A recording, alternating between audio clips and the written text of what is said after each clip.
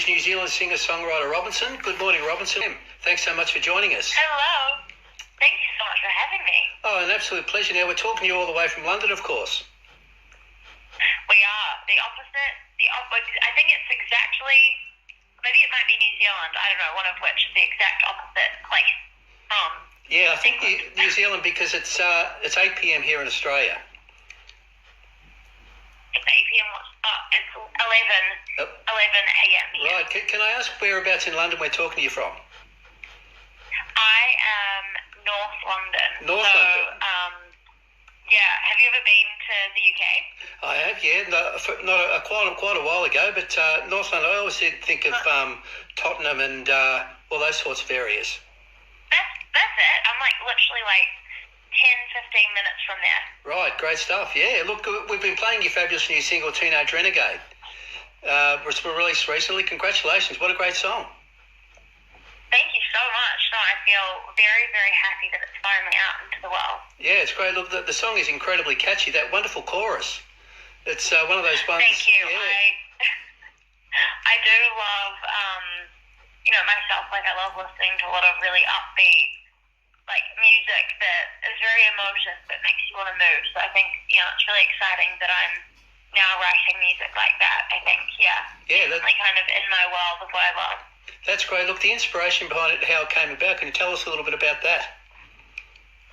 Yeah, I think for me, I was really reflecting a lot on, the younger version of myself, I suppose, and, thinking back to when I was 12, 13 years old and just had this completely fearless mindset. And I think, so much of that sometimes can come from not having experienced a lot of heartbreak, as you tend to do over the years. Life, as it does with all of us, it kind of hits us all in different ways. And I think as we get older, we become more aware that life is kind of full of these kind of unknown twists and turns. But I think that I really, have kind of used looking back on my younger self and how fearless I was as this way to kind of approach, myself now as a person who's, I'm in my 20s, and I think that voice of self-doubt can really come in and be so loud sometimes. But I think it's always about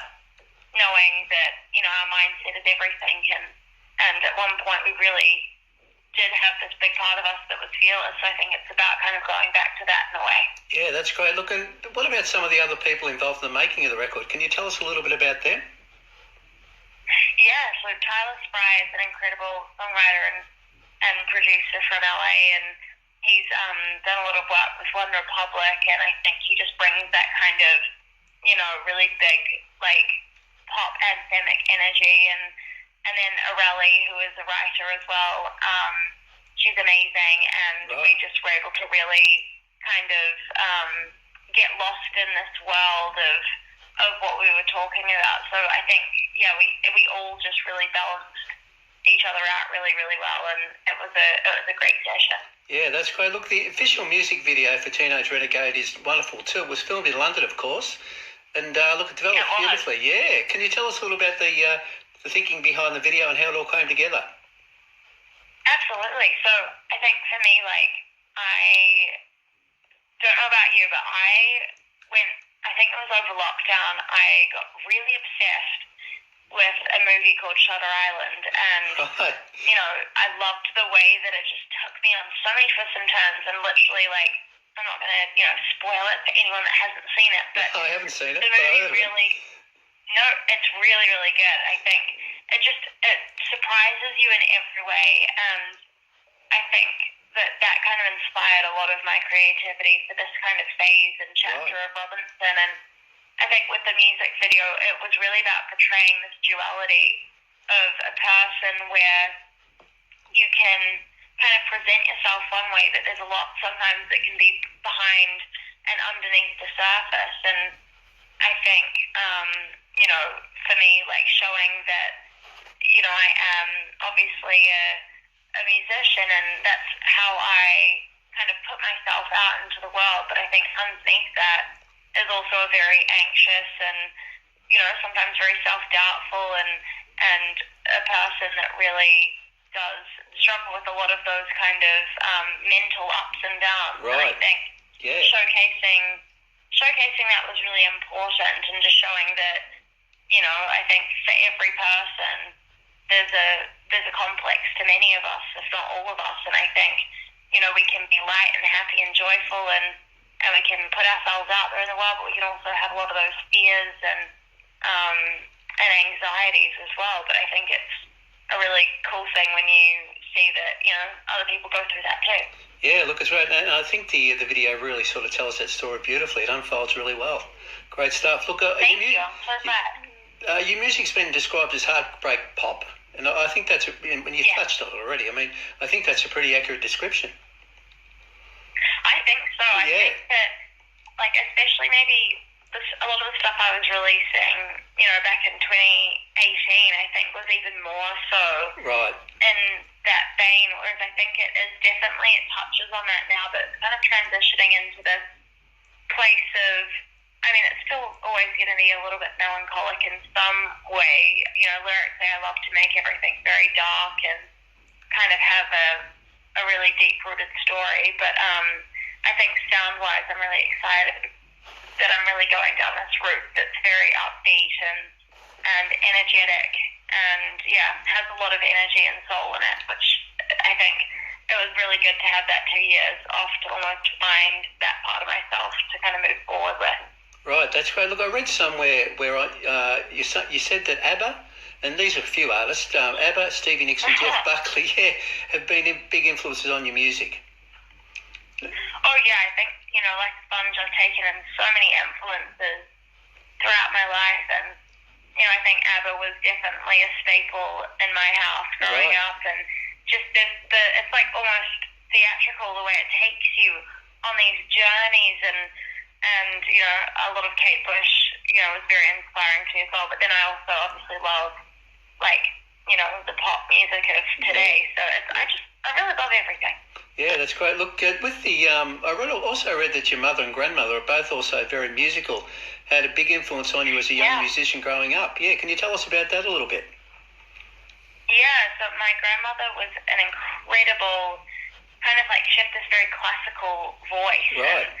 She's just incredible, and she played the piano, and I think she played a lot of it though by feeling. I don't know if she was actually taught, whereas my mum, went and she learned. Obviously it was the nuns in that time, so they were teaching her the piano, and it was very strict. And I think when I was learning to play the piano, I kind of more gravitated towards the way that my grandma learned, which was by feeling and ear, and just kind of figuring it out and stumbling and making mistakes, but finding your own kind of way, I suppose, of creating. And I think definitely being so surrounded by music was such a staple part of who I am as a musician today.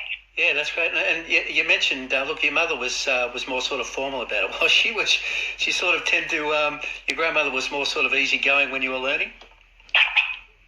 Yeah, I feel like more so in the sense that, Mum did come from that kind of background of doing exams, and she knows a lot more of the technicalities, which is incredible. She's amazing. But I think for me personally, I always found it hard to kind of get lost in the world of technicality, and I think as much as it is really important to kind of have an understanding of it, I think I've really preferred to just feel my way through music, and I think that's really benefited me in a lot of ways. Yeah, that's great. Look, Teenage Renegade's your first new music since you appeared on the Split Ends tribute album True Colours, New Colours, which is released early last year. You do a wonderful version of the classic How Can I Resist Her on the album. I know, God, I was very honoured to be asked to do that. It must have been great. What was it like being asked to appear on that album? It must have been fantastic. I think it was a pretty surreal feeling. So obviously, growing up, that was staple music in every New Zealand household, and I think that it was a really special thing for me to be able to kind of pay tribute to a lot of my childhood in a way. Yeah, look, and split ends, of course, huge right around the world. But we almost, I think we adopted split ends here in Australia. We always consider them to be Australian.